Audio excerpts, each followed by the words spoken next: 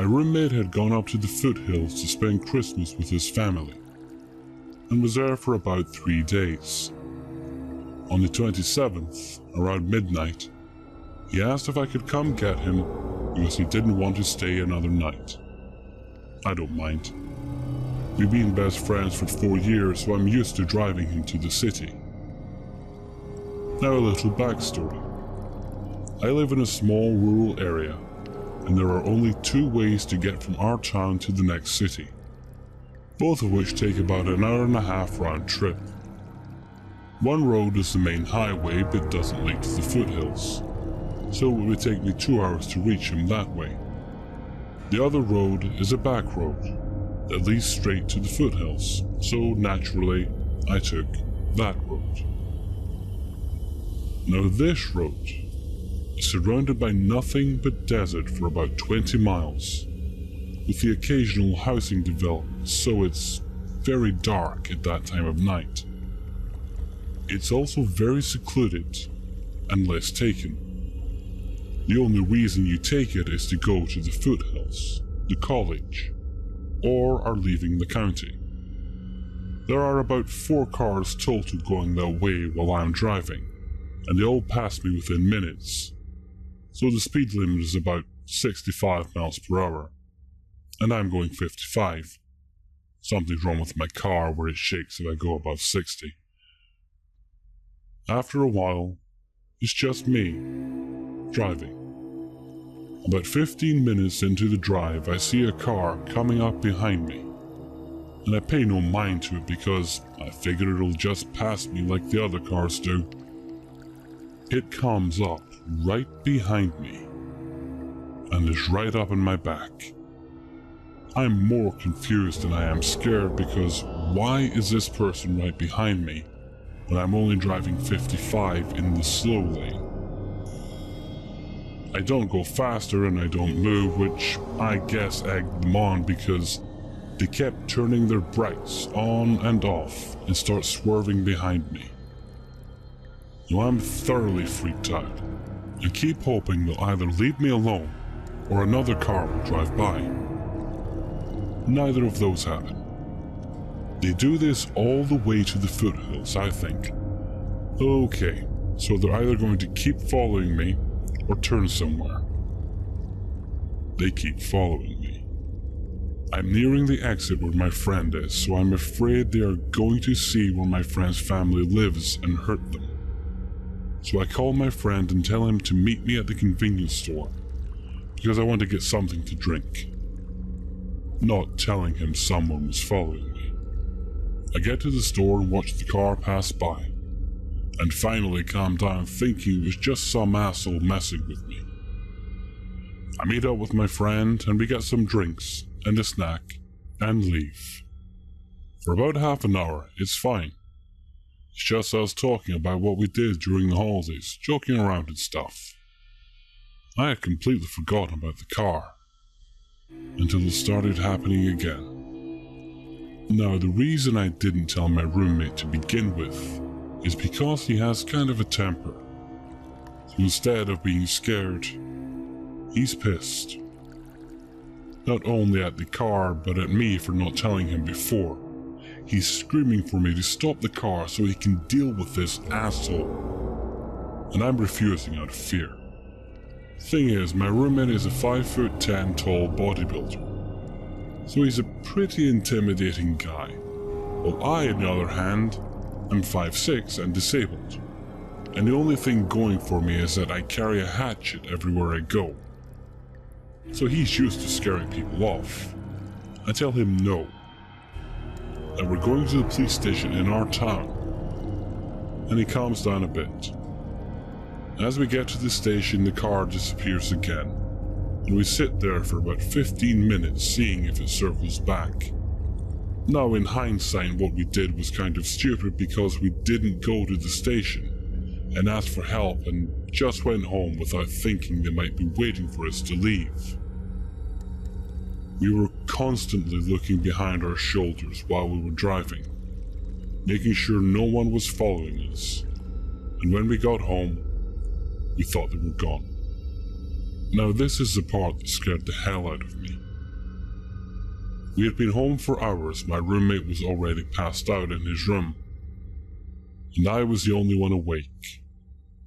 It was about 4 in the morning, and I had gone to the restroom, which was right across the hall from my room. Now, the way our house is set up is that the kitchen and living room are separated by a wall, with a 4-foot wide space as an entrance, and the living room is connected by a 10-foot long narrow hallway. Now, from the living room, you can't see most of the kitchen or past 2 feet in the hallway, and from the hallway you can't see half of the living room when by the bathroom. I get down in the restroom and see lights flashing through the living room window. I'm in the hallway, too afraid to move and get my phone or wake my roommate. But my bedroom door is open, so I softly call for my dog, who is a miniature husky, knowing he barks at anything that moves, hoping that will scare them away. As I thought, once he sees the lights, he goes fucking nuts.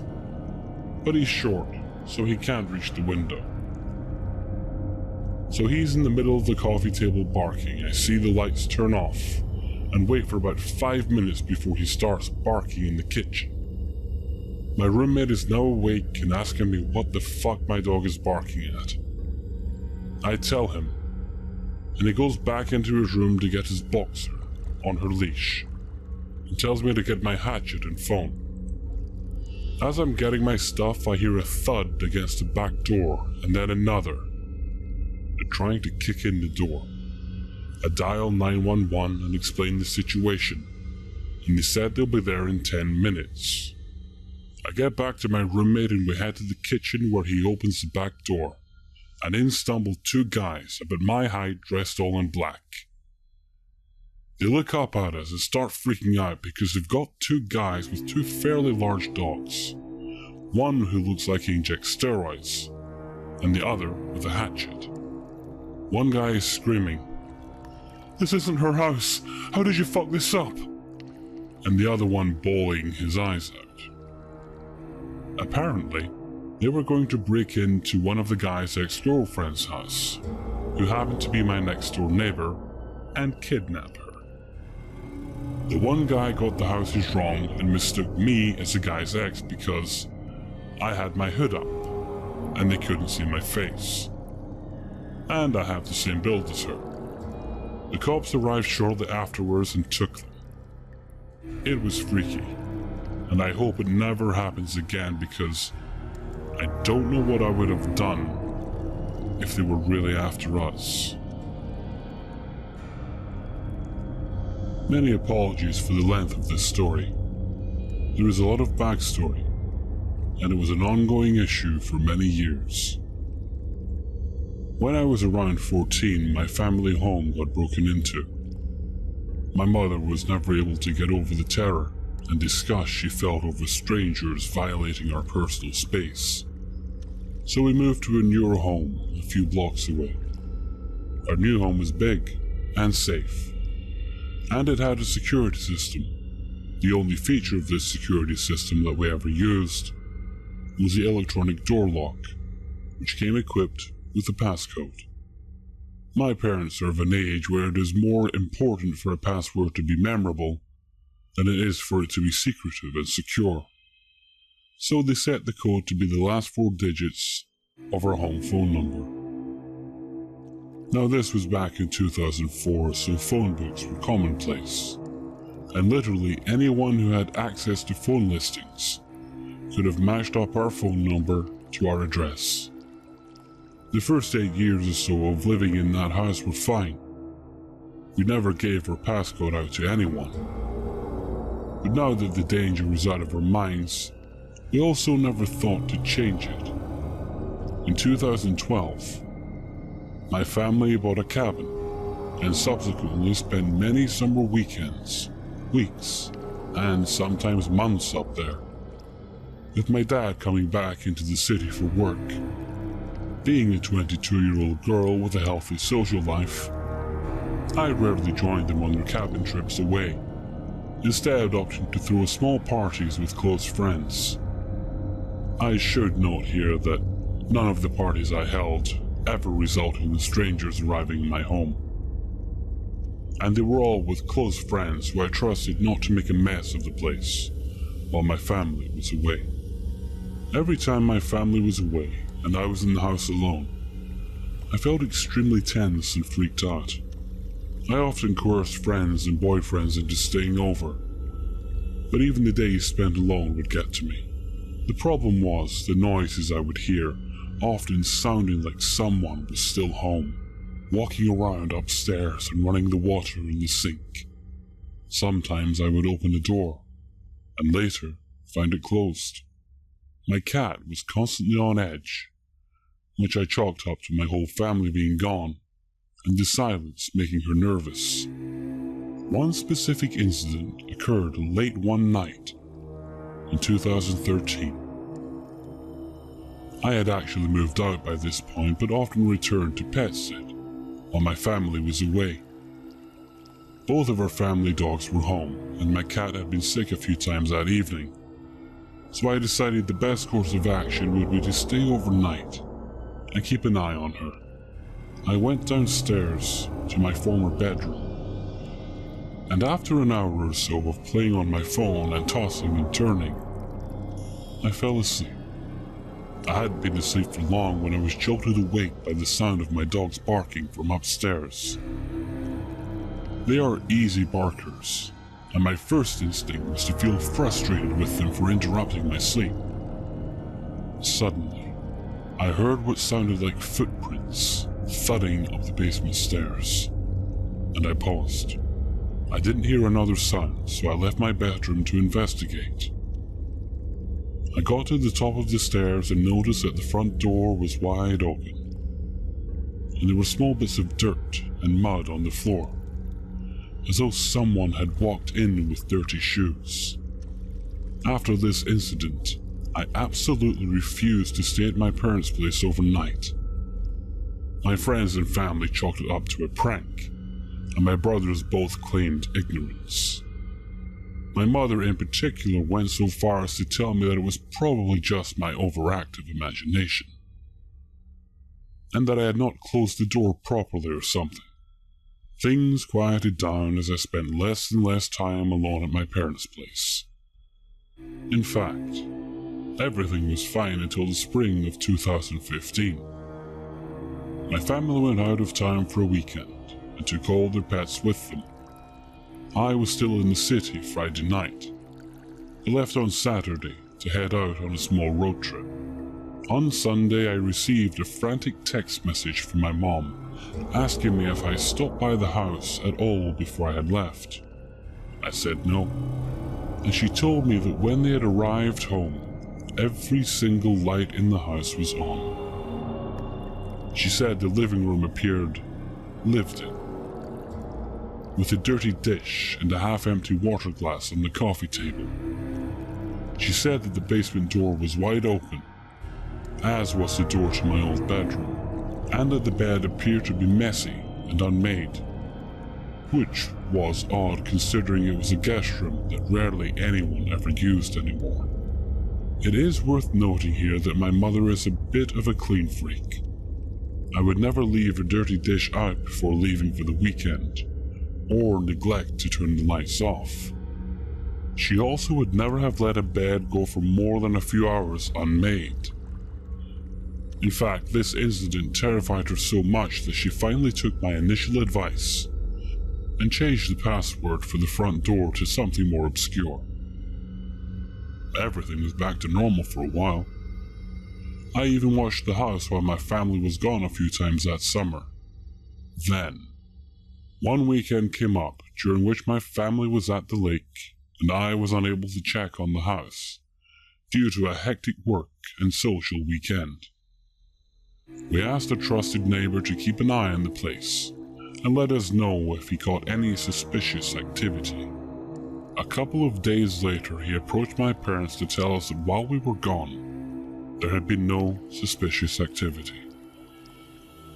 No suspicious activity except that their son had pulled up to the driveway in his silver car and had repeatedly tried to get through the front door. You know, The son who always checks up on the place when you guys are gone." He then saw the boy head around the side gate and attempt to open it before heading back to his car and driving away. This would have been all well and good except for one minor detail. I have two brothers. Both of them were at the cabin, and neither of them drives a silver car. No other suspicious events have occurred since, and that was over 6 months ago. However, I am still petrified to spend too much time alone at my parents' place. This story happened when I was about 7 or 8, so around 1995 or 1996. It's the first time I have ever told this story. Some background. I live in a big city with my family in a 3-story apartment building. It was myself, my dad and mom, my older sister, and my older brother in the middle apartment, with other family members living in the bottom and top apartments. My family lived in the same neighborhood since before I was born, so I saw the changes that it experienced through the years. At an even younger age, it was common for me to find used heroin needles on our sidewalk, and to spot the prostitutes waiting on the corner. Another time I saw a man get shot at a laundromat from my bedroom window. The reason to explain this is to say that during the time this story happened, the neighborhood was slightly improving due to the improved economy and subsequent increase in police presence. Regardless of these improvements, the story is slightly spotty, as it happened in a way where things were just not noticeable because of all the other more extreme stuff I was used to seeing. Our living room windows were tall rectangles, went as high as 6 feet. On the left side of the room was one window that faced towards the end of the street, where you could see down the rest of the block. There were garages going down the rest of the block, 8 individual garages in total, that we owned and rented out, so we knew all the cars. The other 2 windows faced the front of the house, looked out onto the street, as well as the lot across the street. It was an empty lot with overgrown weeds, trees, and boulders that was contained by a chain-link fence. My parents had a tendency to leave the blinds up, and our TV was located about a foot from the left side of the window, with a rocking chair and another chair placed in front of the TV. This setup essentially made it really easy for a person walking up the block to see us watching TV when the blinds were open.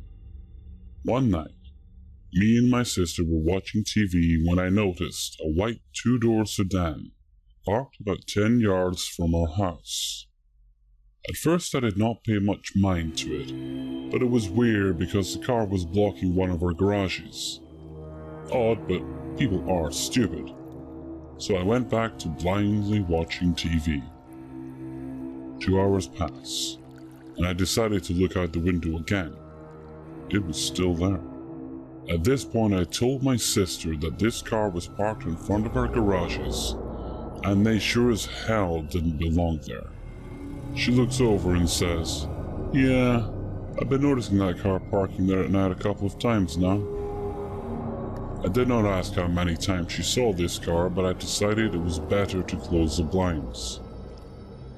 It was obvious we were talking about this car because we were staring right at it, pointing with the blinds opened. We wanted them to know we saw. After about 10 minutes, the car was gone. The white sedan didn't show up every night, but it started to show up on more nights, usually late, 9 p.m., sometimes midnight, and always parked in the same spot. My sister at the time was a teenager, so many times she was out with her friends at night, while I was stuck at home.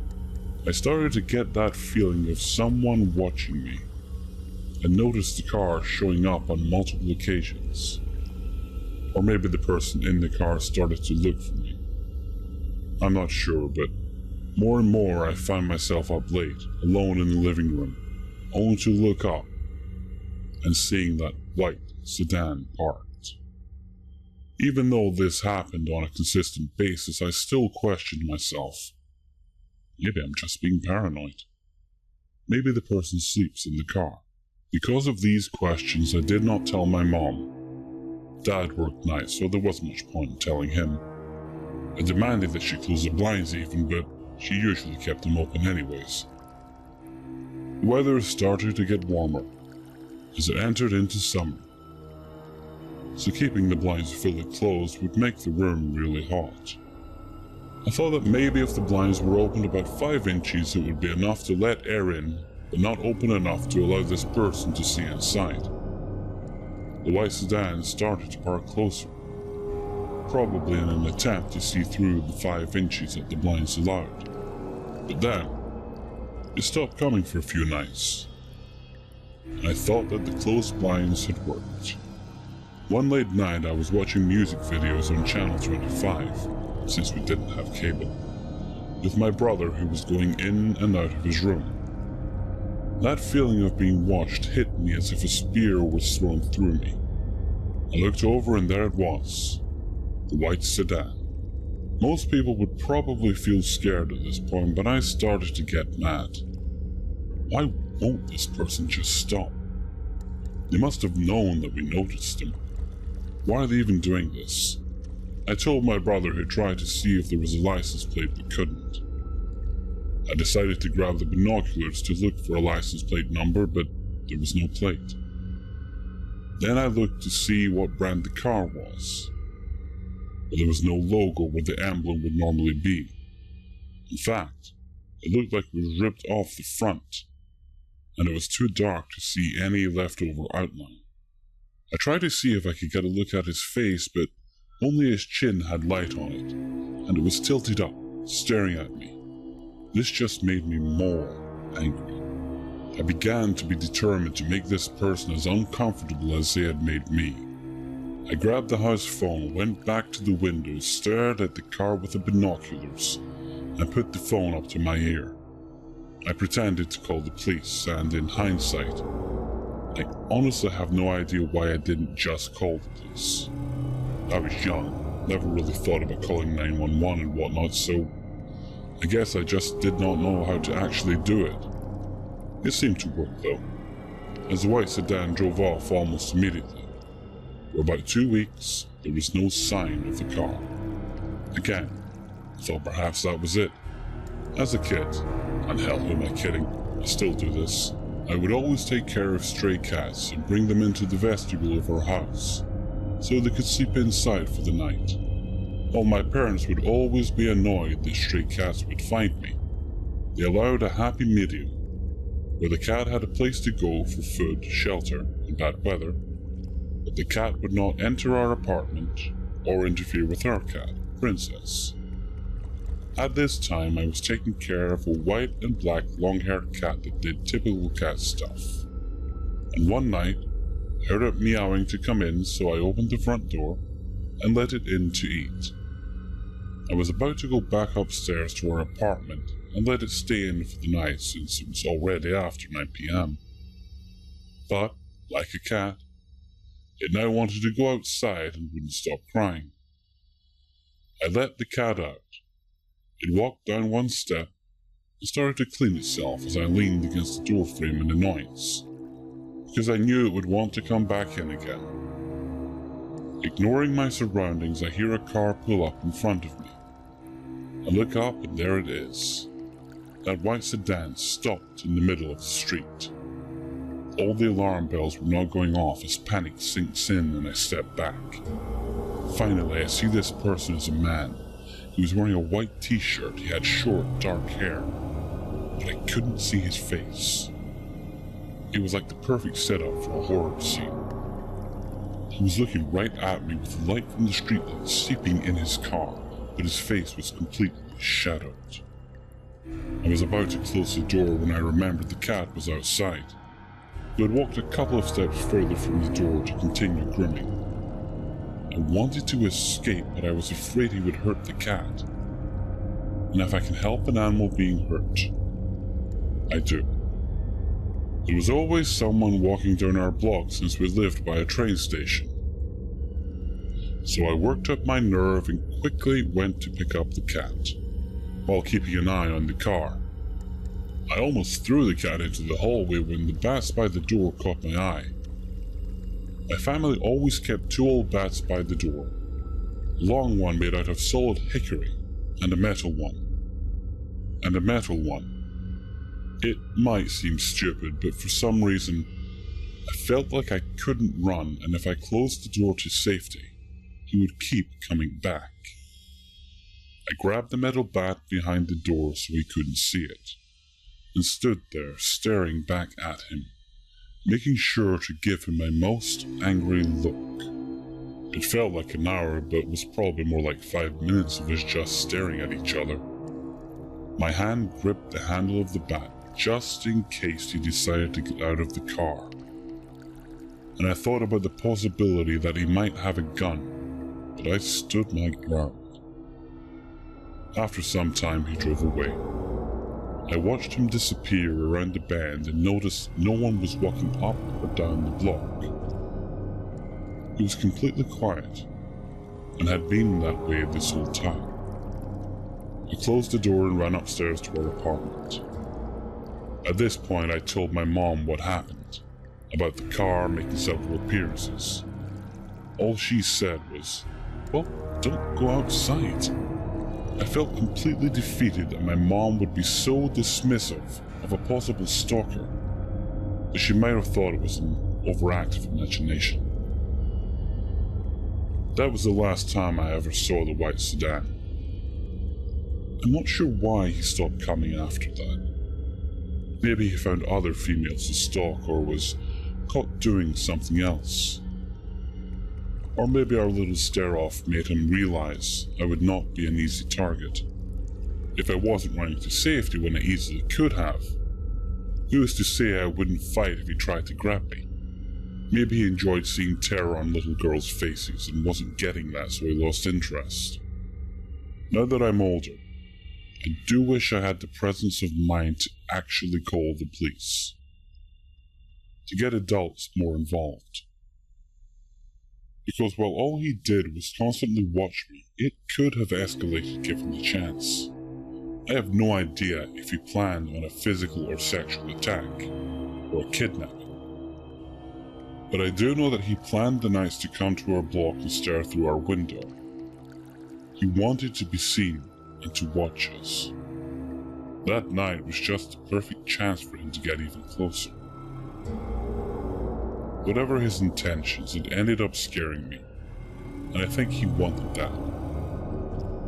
But it also made me realize to be more aware of my surroundings and to stand up, take action. So white sedan, if we ever meet again, I'll be sure to call the cops this time, after putting you in the hospital.